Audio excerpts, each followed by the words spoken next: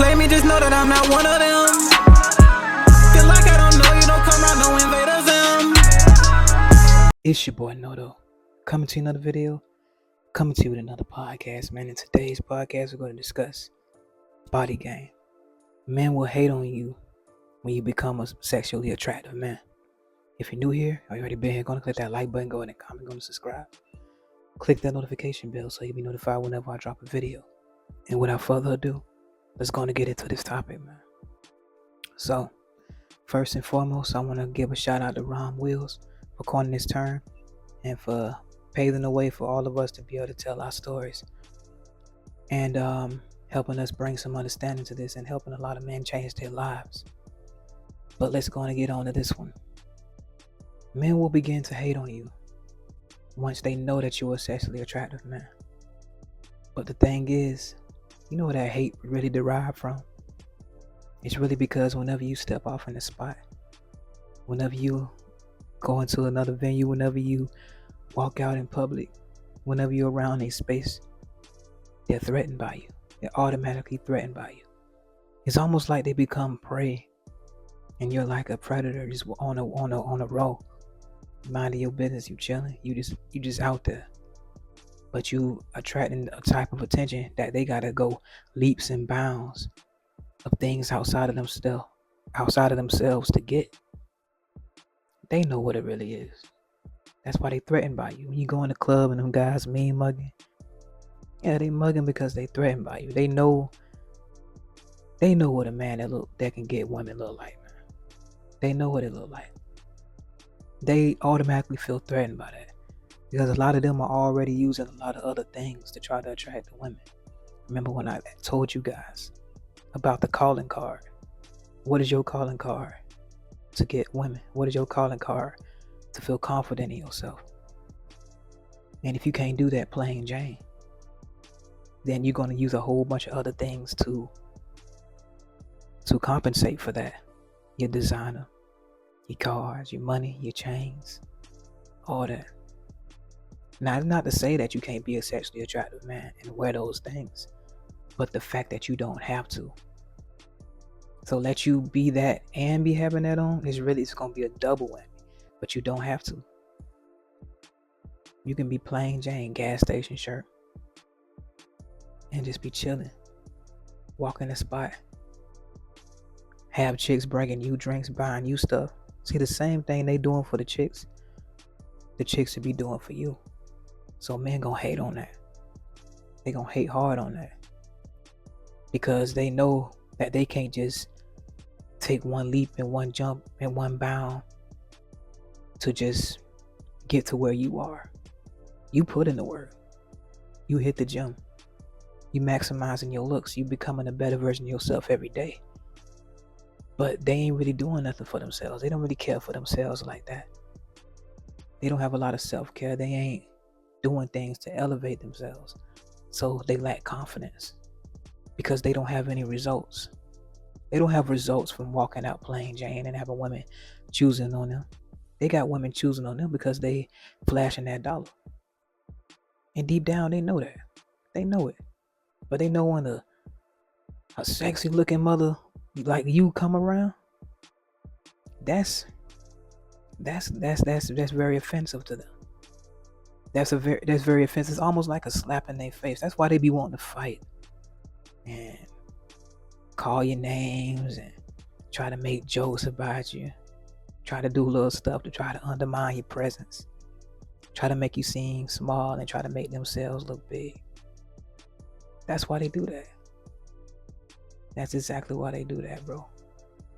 They don't have the same amount of discipline that you have.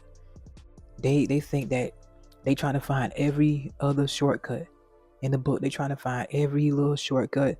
They trying to find every little easy way out. They trying to find every little corner to cut, except for doing what they really need to do, putting in the hard work. Like I've always said, and shout out to my boy Adil and me. We was talking about that. Me, Adil, and Underdog. Shout out to them, man. Them boys, they doing their thing. But one thing we all came to terms on is that it's much easier to hate than to put in that work. It's easier to sit back there and meme up instead of going hit the gym for years and get yourself right. Get yourself to a point where you can walk in the room and be sexually attractive to women. See, I can walk in the room and get the attention of women. I can do that. Like, and if you think I can't do that, I'm not saying I'm the best looking guy, but I've gotten myself to the point where I can have that effect. Like, you really think I can't walk into a room and attract women looking like this? Honestly.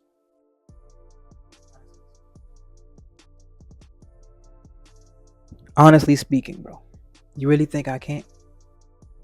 It just, when you put in the work and you get yourself to this degree to where you can pull, you can just walk into a room and get that effect. Just like the same way you look at a chick that walk into a room that can shut a room down, that can have everybody breaking their necks and all that, or people breaking their necks, period. A lot of guys don't know what that feel like. But you walk into a room and that happened for you. Now all of a sudden you taking the attention away from them. They probably didn't plan for the whole week how they were gonna kill them tonight. Oh man, I'm going there. I'm gonna show out on them boys tonight. Got my chains on, $1,000 fit, $300 pair of shoes, and all this and that. Because that's the calling card. They trying to attract the gold diggers. But when you sitting there getting them for free and you playing Jane, that's offensive to them. They can't take that. They can't stomach that. That gets to them. See what I mean? So that's why they gotta hate. They gon' hate. They gonna project that onto you because they ain't putting in no work. They ain't doing nothing. They ain't did nothing to work on that. They did nothing at all. See what I mean? They ain't never put no work in. But you are a walking embodiment of your discipline.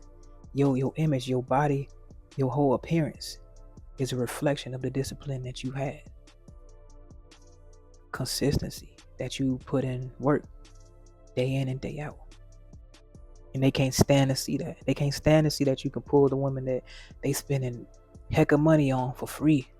In fact, having those type of women spending money on you, not requiring that of you, not requiring gifts for you, of you, not requiring you to get their nails done, get their hands done, and they get their nails done, their hair done, and buy them a car, handbag, or whatever situation they in, whatever monstrosity of a situation that they're in, whatever catastrophe they've mustered up from that rental. Because the chick that you got to do all that for and have requirements, and she has requirements for you, is not yours. That is a rental.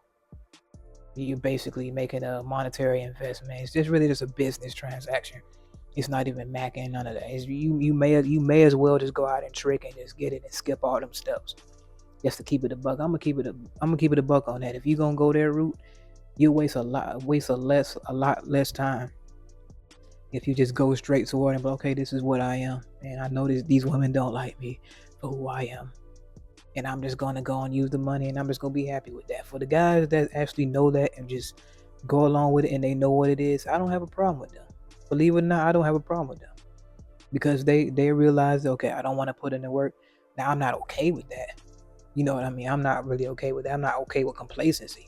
But if they gonna be like, okay, cool, as long as they not trying to be like, I'm a mackin', I'm getting all these girls, I'm getting all that, nah.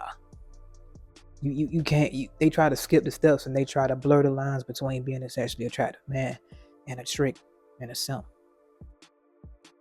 Everything they do is to put a woman on a pedestal, and all they doing is giving offerings because they know that their own image isn't enough to attract a woman.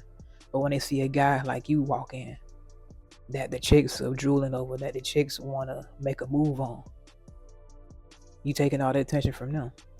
You getting the attention that they wish they could get, the attention that they probably never will get. They gotta stomach that. That's why they always gonna hate.